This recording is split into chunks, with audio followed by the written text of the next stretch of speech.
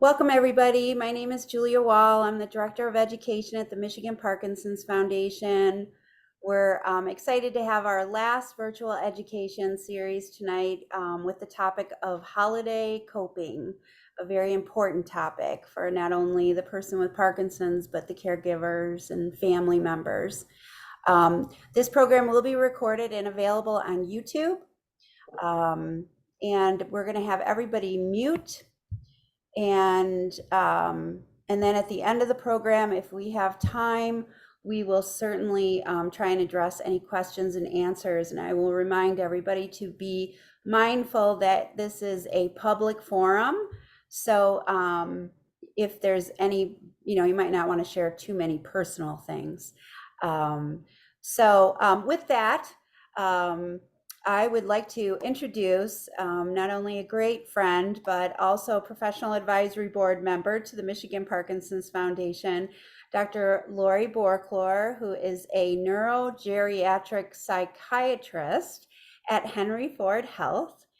And presenting with her will be Megan Mazzella. I'm probably chopping your name up. I'm sorry, Megan, who is a resident of Dr. Boore-Clor's at Henry Ford. So without further ado, take it away, Dr. Boore-Clor.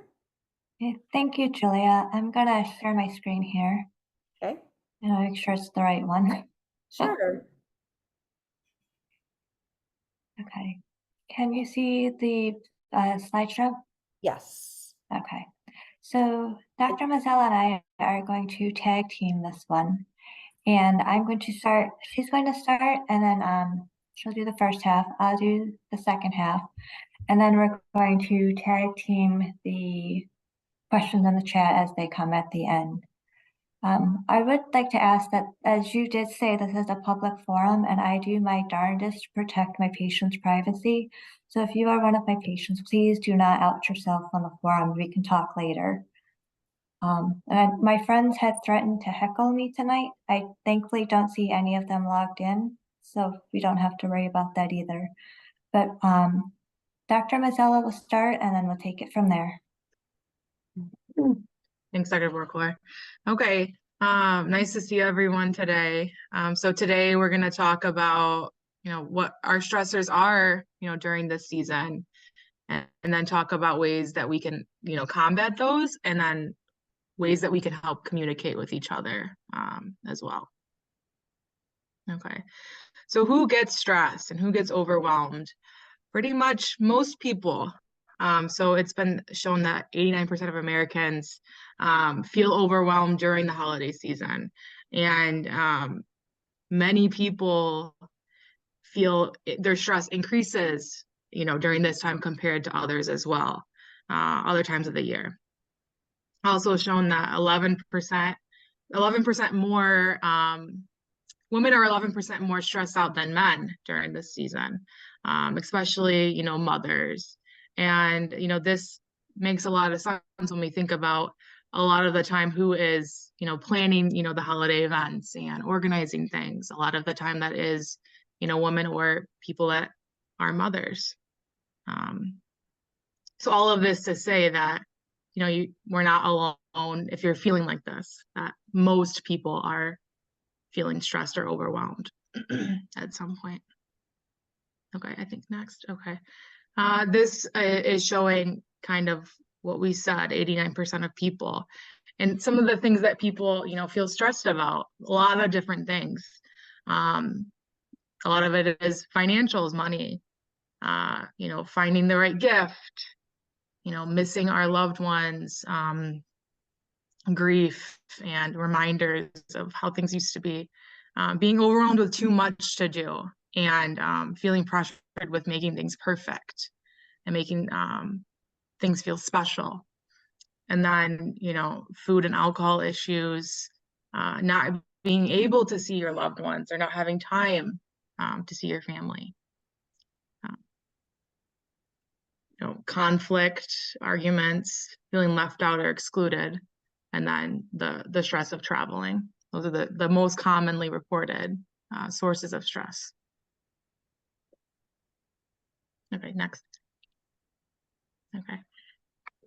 So some typical scenarios that a lot of people face, too many social events. So you're invited to too many things, too many parties. And then the pressure of things needing to be perfect.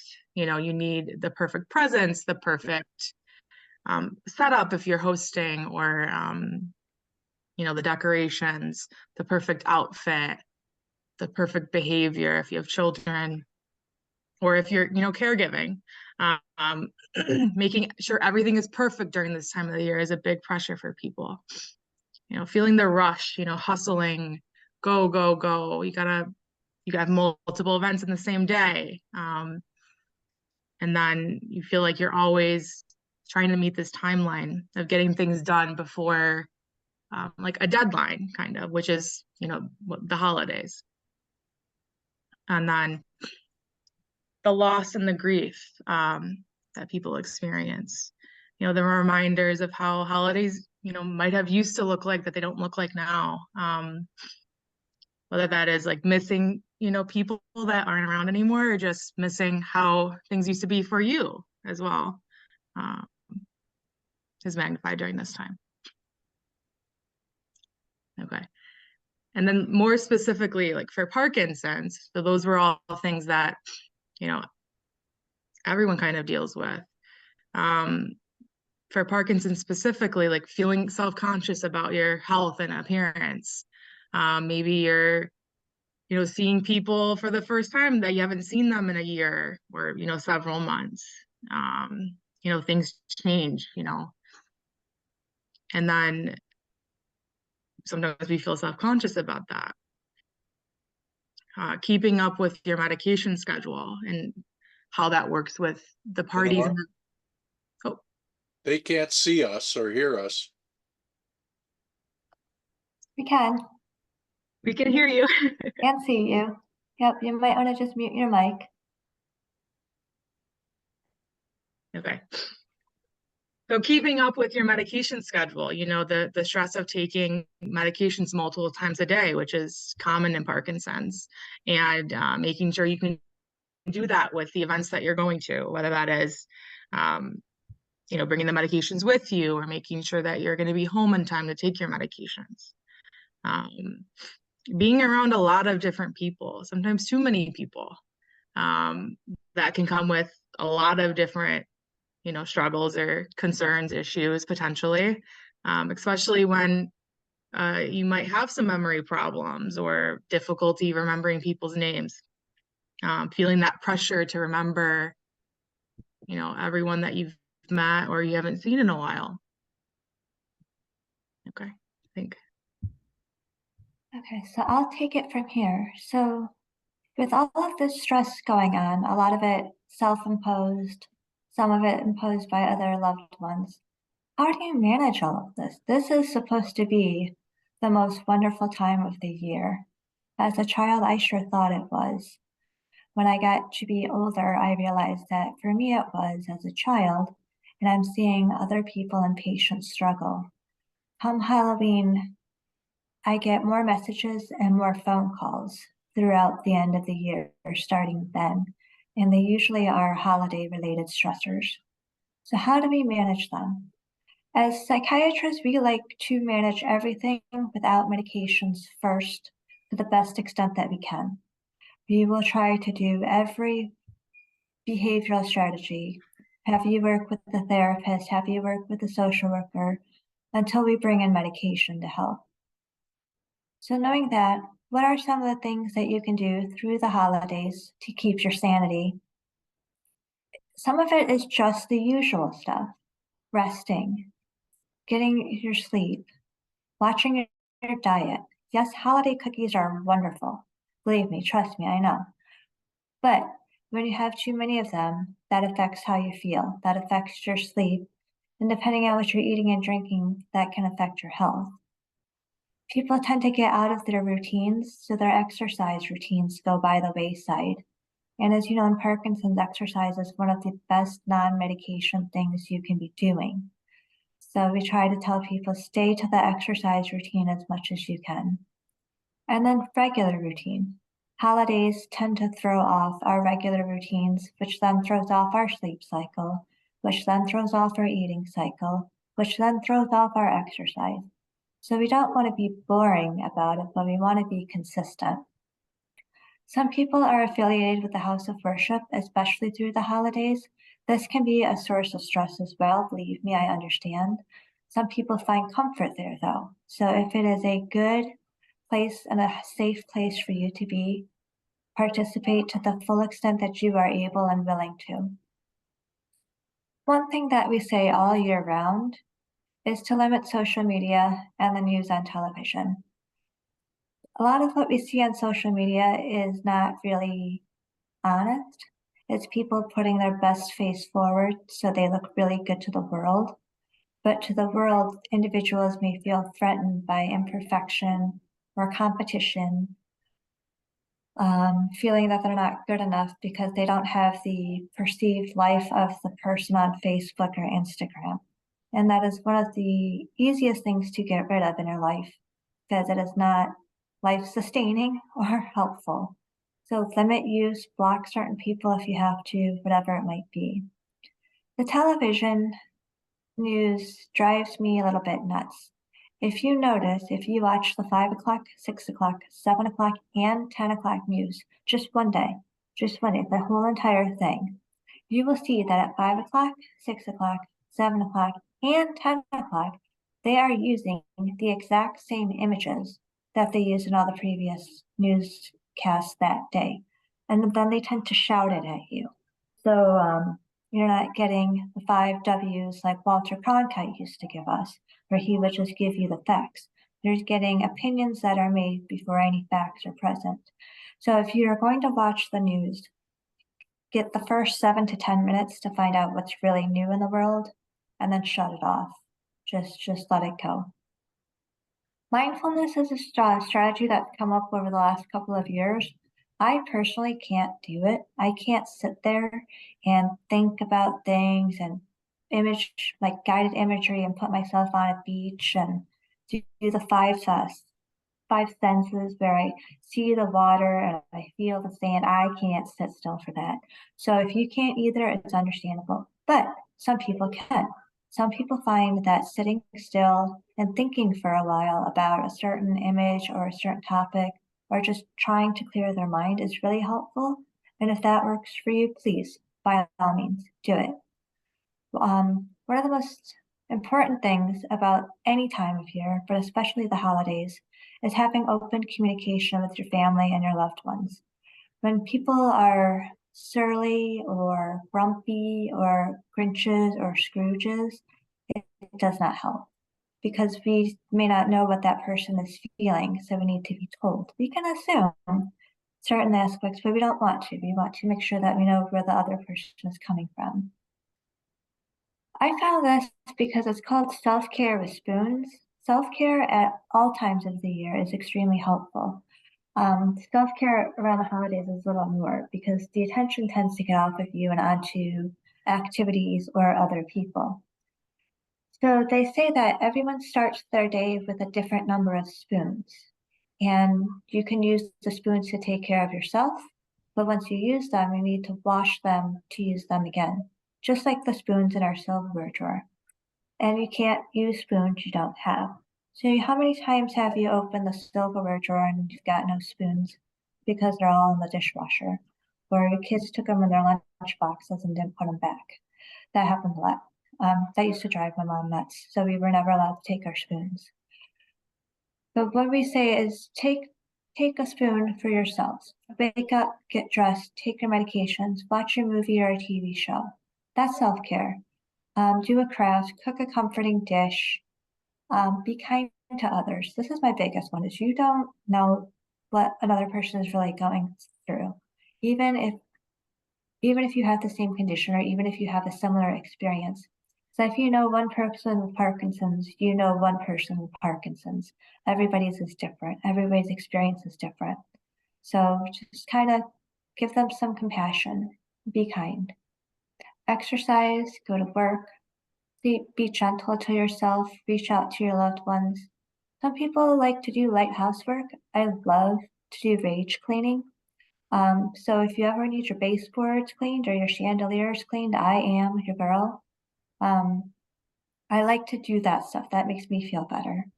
But some people like to dust. They feel like that gives them a sense of accomplishment. That's wonderful. Whatever gives you a safe sense of accomplishment. So there are strategies that you can use with your loved ones, whether it's your family, whether it's your friends, whether it's people in your assisted living. You want to have boundaries. You want to have limits that you will do and what you will not do. Some people think it's really fun to go out and get drunk. I don't, so I'm not going to go out with them. That's not my thing. Other people will say we have to go to every single event ever in the history of ever. No, again, that would not be my thing, but it's at somebody else's. So I would say, no, I'm not going to everything. I will go to a couple things. When couples, especially, this is a really helpful, couples, I'm meaning married couples, but also caregiver couples. So if you're caring for someone, if you're going somewhere, or if you're even at home and people are over and things are getting to be too much, have a code word. Have a code word that seems really benign, or a phrase that says, hey, do you want to get some coffee? Sometimes it might make no sense because you're at a party, there is coffee. Why would you want to leave? But some benign code word that nobody else would kind of figure out, you can use that. So when somebody asks you if you want a cup of coffee, if you want a cup of water, and it's your partner in this party business, that's the cue that it's time to go. You can stay for a while, but have a predetermined time to leave. Some people are extremely extroverted and will stay till 2 o'clock in the morning. Some people have their shoes on when they walk in the door so they can walk back out right away. And they usually set up with each other. So you've got the extreme extrovert with the extreme introvert going to the same event together. It doesn't go well. One's already wanting to go home. One can't wait to spend the whole day there. So I tell couples, have a predetermined time that you're going to leave, whether you stay for half an hour, whether the extrovert seems to stay longer and somebody else picks up the introvert and takes them home. That's fine too.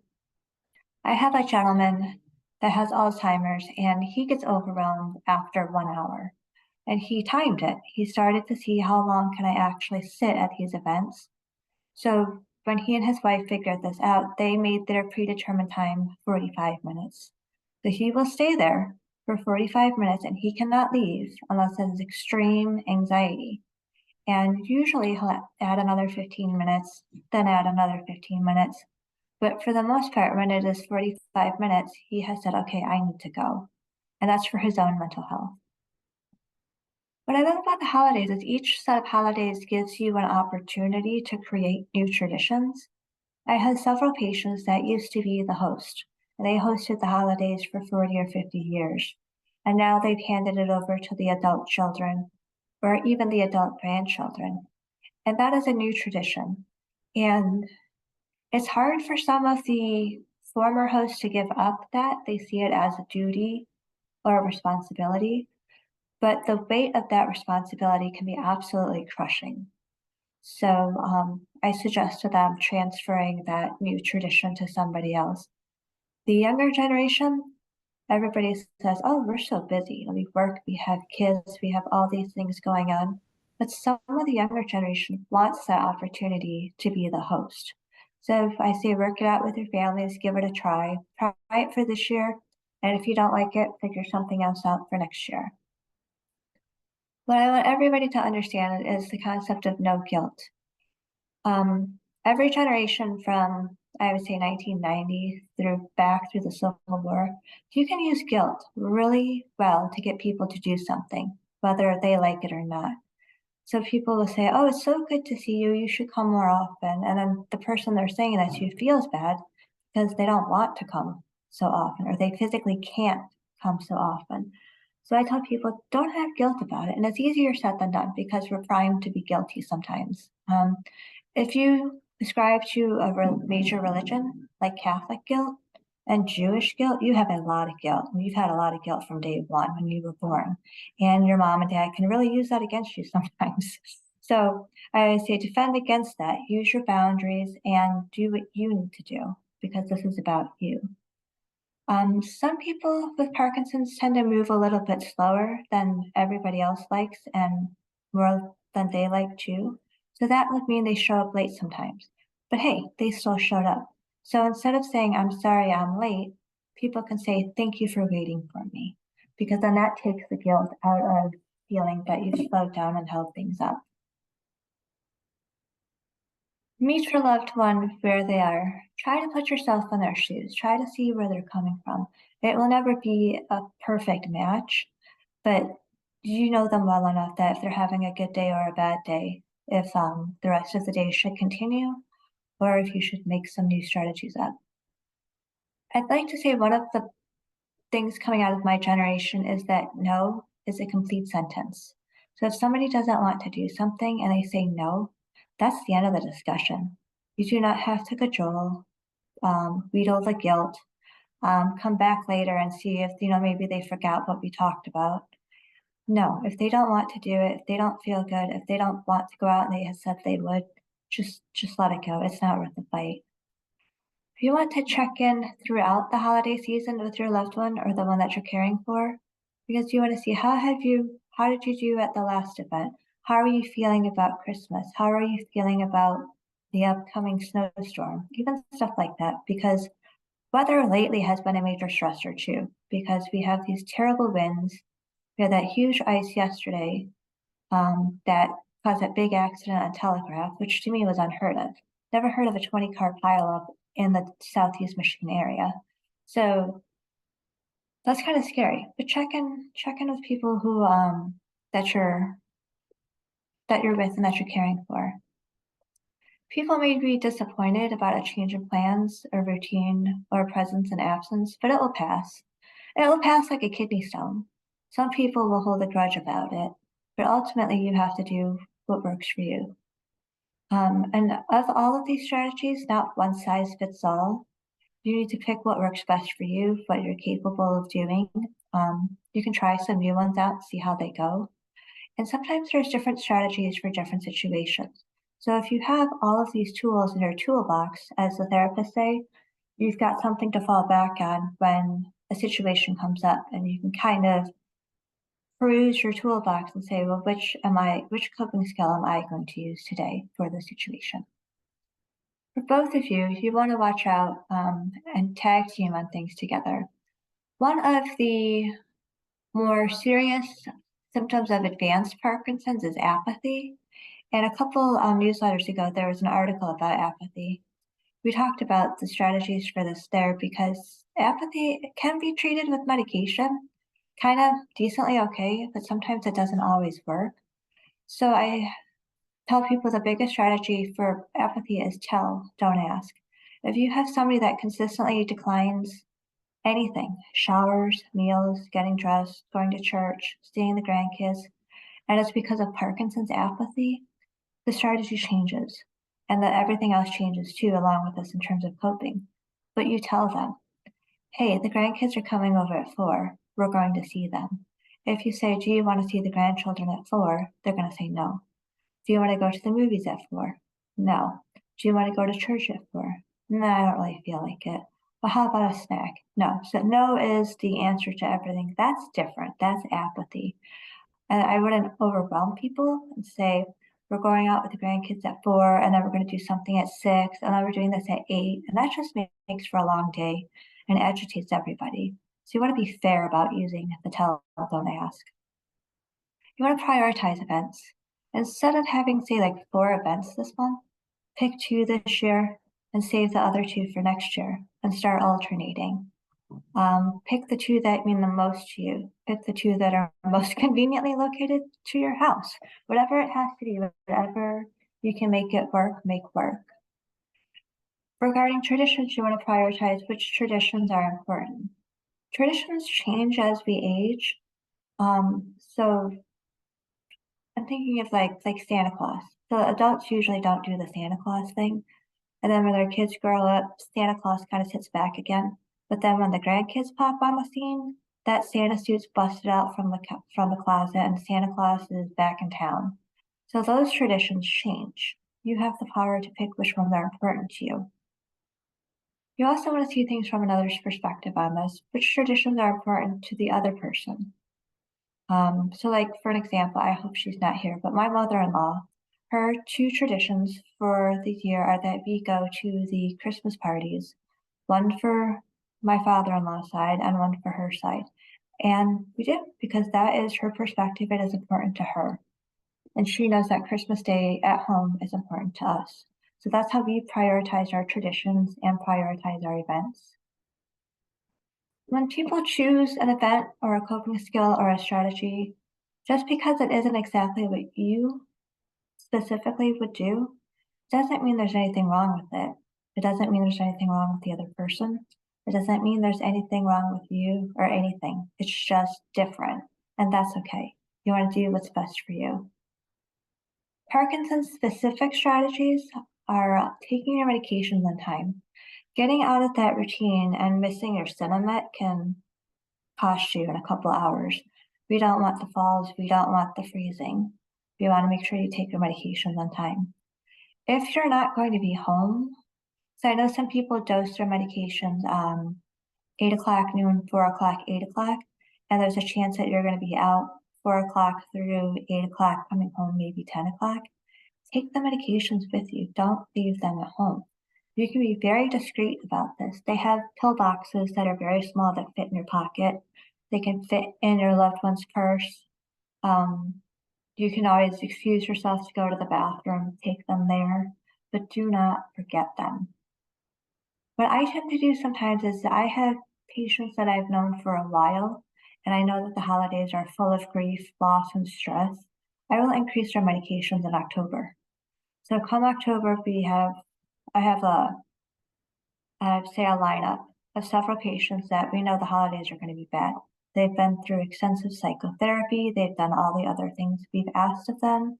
I will take their medications and increase them so that come November-ish, so about 6 to 8 weeks is when our medications really start to work. Here's November, here's Thanksgiving, here's all of the stress, and then come back down in January because they don't need to take it all year round like that if this is the most stressful time of the year. That being said, the first 2 weeks of January can be very depressing because of holiday letdown. Here's everything's over. The bubble has burst. Now what do I do with ourselves? I will wait until just after that to start lowering medications again and then get through the rest of the year. Alcohol is a touchy subject because it's got a lot of social opinions and social aspects attached to it. And the holidays are the most common time people will imbibe. Drinking spikes in December, according to the National Institutes of Health. They didn't have a number for me, so I was kind of disappointed. But the NIH doesn't use the word spikes often, so it makes me wonder how much people are drinking. From 10 o'clock to 11 o'clock at night are the highest number of alcohol-related crashes, according to the University of Michigan. And last year in Michigan, we had 9,331 alcohol-related crashes and 322 fatalities. Not all of those fatalities were the people that had been drinking. They were the innocent victims. So I have a lot to say about alcohol, and it's very unpopular. I say don't drink any at all. You really don't need it. But from the day man was put on the earth, people have found a way to ferment anything to drink. So I know it's always there, but my opinion is don't do it. If you do, be careful with it because it messes with the medications. It makes you at higher risk for falls. It causes more stress. So what I tell people is the 10 o'clock to 11 o'clock spot there, I tell people start leaving at 9. And if people ask, why do you have to get home so early? You can just cite the University of Michigan traffic study and say, well, the number of alcohol-related crashes goes up from 10 to 11. I'm going home before that. Again, you want to maintain your sleep-wake cycle because with Parkinson's more advanced stages, Parkinson's dementia, Parkinson's psychosis, if your sleep-wake cycle gets off track, everything else is too. And then it usually takes more medication to wrangle the hallucinations. more medications to get people to sleep at night and then not during the day. And that becomes a crazy balance for me trying to get people's medications right. Maintain those exercise classes and physical activities. I know that around the holidays, the classes tend to slow down or not happen just because it's the holidays, but there's stuff you can do at home. You can still do your activities at home. One thing I want to caution everybody is please watch the ice. This is for everybody, whether you have Parkinson's or not. It's the one fall gets you, breaks the hip, does the bad things. All the rest of the story, you know how it goes. Please watch the ice. People, when they have parties or events, try to do their due diligence about ice. But it's sneaky stuff. It will show up in places you didn't expect it to. I had a gentleman that fell on the ice and bumped his head, and he passed away outside in the cold. So it is a very real problem. Some people say that they limit events to daytime only. So if they go to the concerts, the holiday concerts, it's on the weekend at the matinee. And this is because of nighttime driving. They're not comfortable driving at night. Black ice tends to form at night as well. And then people feel less pressure to drink alcohol because it's 2 o'clock in the afternoon on a Saturday. So it's not that social pressure time of drinking alcohol. So I want to say thank you very much for listening. We have these are the references I use to cite. They're really messy, but if you click on the link, it'll take you to the website. There are some other references here. Most of them are the Michigan Parkinson's Foundation, which you have. But on the right-hand side is the suicide prevention hotline. There's 2 numbers. The 988 number is new. It is the equivalent of 911. So if somebody is having a mental health crisis, you can call this number and get help. Some people call it just to talk. That's fine too. You don't have to feel judgment about calling. These people are super nice and super helpful. If you call the other one, the 1-800-273-8255, that's the original suicide prevention hotline. Because holidays do get that stressful. Like I said, I have people that can get downright suicidal through the holidays, and for us, it's scary because I take time off around the holidays. So before I do, I give them these numbers and I say, call them if I'm not here. Sometimes they do, sometimes they don't. Sometimes just having it is enough. Henry Ford Hospital has its own crisis line. That will usually hook you up with somebody like Dr. Mazzella, and then Dr. Mazzella calls us and tells us that our patient's called the hotline. So don't be shy about that. Even if you're not a Henry Ford patient, they can still help you out, get you directed, get you phone numbers. We just don't want anybody to suffer needlessly. There's a lot of help that can be out there for you. So with that, I'll end the screen share, and then Dr. Mazzella and I will take any questions. It's probably best in the chat because that way I can I can see them all. But if you raise your hand too, that's fine. Whatever works for you. And while people are gathering their questions, can I just add something? Of course. I love the new trend now of mocktails instead of cocktails. So, it's alcohol-free drinks that really makes you still feel like you're participating without those, bad effects of alcohol. So I do love that. There's more and more restaurants that are offering these fancy mocktails, and I love to see that. And they're not bad at all. Yeah. Oh no, they're actually quite delicious.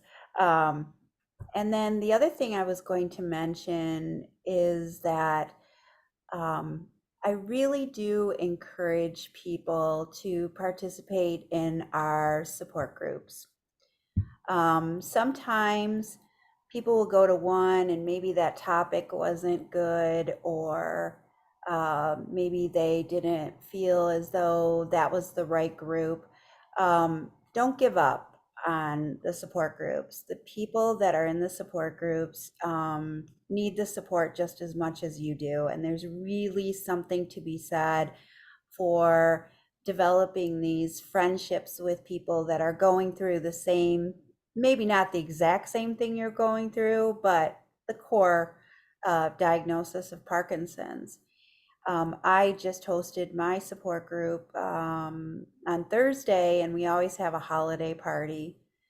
And it was just so wonderful, everybody mingling and talking to each other and smiling, and, everybody understanding that, if they were speaking a little low, they didn't have to explain themselves. If they were moving a little slow, if they lost a thought, there's really something to it. So I will tell you, at the Michigan Parkinson's Foundation, we have over 76 support groups throughout the state, in person and virtual, and I highly recommend them.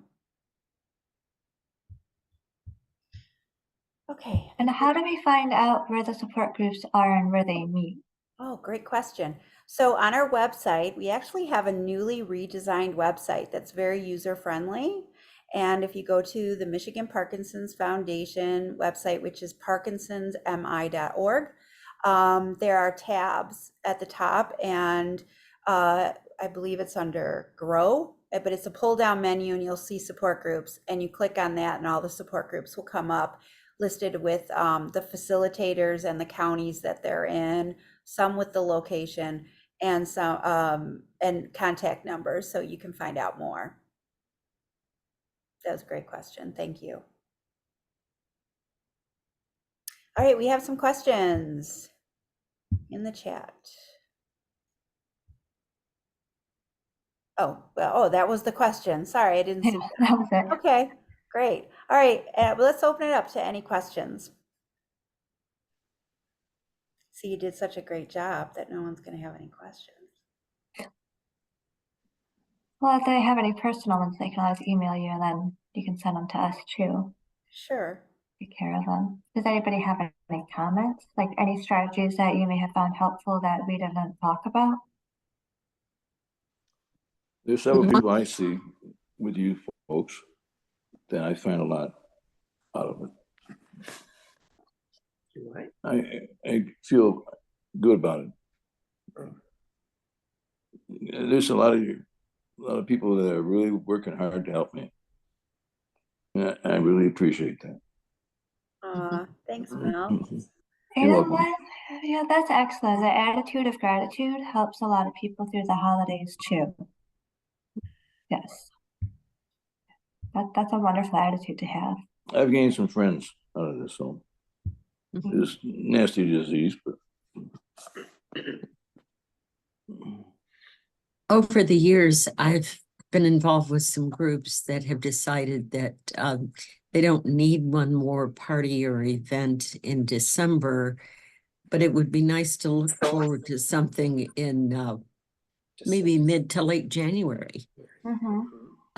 Gathering to look forward to and figure out, what kind of theme, if any, you would want to engage with, but then take some of the pressure off December, and gives you something to anticipate.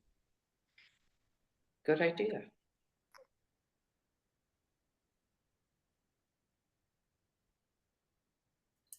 I have a question. Another question. I'm wondering what your advice would be on this, Dr. Boore-Clor. As some adult children return home for the holidays, and maybe they haven't seen their loved one in a while, and maybe the disease has progressed a little bit, or there's some new symptom that's popped up. I think most adult children, and I was one, just have a real fear out of fear and love and concern. But sometimes the way they approach it can be as if they're putting themselves in the parenting position. Any recommendations on, if that is a situation that comes up, what you could do to improve that? Yeah, the adult children want to fix things. They want to make them right. They want to make their parent better, healthier, safer, back to how he used to be as I remember them to be little. And change is hard. Like watching your parents age is really just aging is hard. But aging with a chronic illness like Parkinson's just adds another level to it. So for the adult children, I always tell them don't freak out because they may not have seen things, and to them it is magnified now. To the spouse or the caregiver living with one of my patients, it's so gradual sometimes that that's just normal. That's just how it is.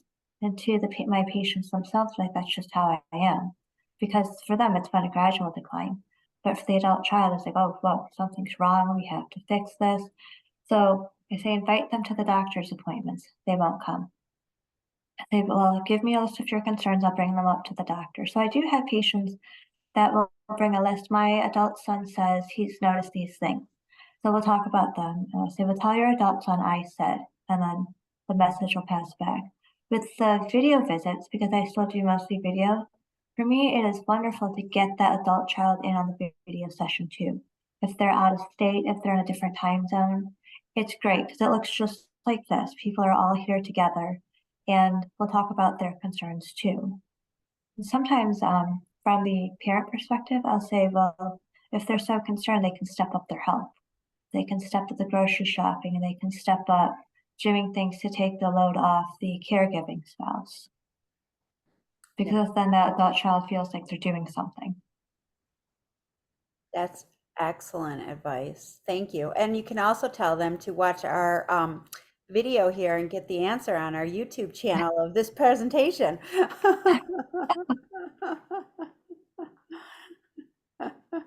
Well, I think it's something that, we always hear about this time of year, usually like in January. And I think communication is the key. And I think that's great. The advice about, this is our normal. And if you want to do something and make change, step up in some way. And maybe they're out of town and they can't do something, but they could maybe send you a check to help with caregiving or something, to help out. And it's often hard to ask our kids for help, but, if anybody wants to help, it should be your children. I have so many patients that think they are hiding their Parkinson's. And I'm like, sorry, honey. No, it is a very, very visible condition. And I just tell them, like, it's like you have a neon sign on your head in your mind. In my mind, I don't see it like that. I just see you as you are. So working on that acceptance is a big thing too, because when they accept themselves better, they can handle the adult children and their concerns better too. Yeah, absolutely agree. Yeah, the whispering gets me. We have a family member who has a progressive condition. And at one of those Christmas parties, I talked about all of them, all the aunts, because the women are more gossipy than men, and that's just statistically shown to be true. But all of the aunts are coming up to me, hey, did you see so and so? What's going on with so and so? And I'm the family doctor, and I'm like, you need to talk to so and so's spouse. I said, if you're really that concerned, that's who you need to talk to. I have no insider information. I can't diagnose or treat them because they're my loved one. I said, you need to go talk to the spouse. Of course they don't. So they just sit there and chitter, and that drives me nuts because instead of helping, they're just surmising and speculating, and it's not productive. And if I can say, I'll share with the people on the call if you don't know. So my father was diagnosed with Parkinson's when he was 36 years old. And that was the same year I was born. So Parkinson's is my normal. I don't know life a single day without Parkinson's. Ironic that I ended up in this position. But anyways, Thank you for being here. I will say that I grew up with Parkinson's wasn't really talked about too much, and even when I was an adult, and there was fear in me. No one had ever told me that you aren't going to die from Parkinson's. So for a long time, I, as a child, thought that my dad was going to die today or tomorrow or the next day. And it wasn't until I was probably in my late 20s that I went to a lecture and someone said, you don't die from Parkinson's. The weight that was lifted off of my shoulders was incredible just from that statement. So my message is communicate. Fear can be paralyzing. And that's my advice to all the adult children. As painful as it might be to talk about it, it's important that they're educated about it. You're living it, and we need to educate you. It's my 2 cents. You know, can I got something to say. Um, I was diagnosed 2 years ago. Prior to that, I had every single Christmas party at our house. And you can look at my Facebook from this year and you can see what kind of parties I have.